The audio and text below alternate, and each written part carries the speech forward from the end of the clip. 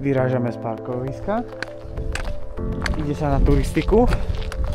Veľmi sa teším a idem urobiť z toho video. Ide sa na choď z Valašskej Dubovej v takomto jemne zimnom počasí. Je cca 4 stupne, čiže nemrzne a je to tu veľmi nádherné. No, zo trošku snehu sme prešli na trošku skaly a zatiaľ sa ide fajn.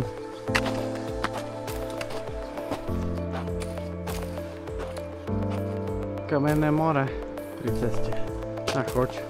Celkom je to tu zľadovateľe, takže nevieme, že ako bude hore a či to zvládneme. Toto je čistý ľad pre vysvetlenie. Stále ideme hore, dole to bude masaker, to je čistý ľad. No tak toto vypadá. Po ceste sa nedá, takže tak trošku lesíkom musím ísť. Po veľmi ťažkom teréne z lesíka sme sa dostali na lúku pod choď na ráz ceste. Rozhodli sme sa, že keďže nemáme mačky a rád je, že nejdeme na choď, ale už dole. Tak sa vidíme. No a chodník bol až tak zľadovateľný. Áno, povie mi toľko vyžehal. Aj, že sa trepeme tadeto. Hop, hop, poď. No, áno. Trošku viacej snehu tu máme.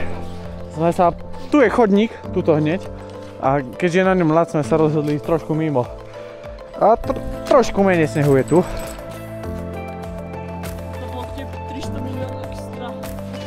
Parádne sa ide dole po tom ľade.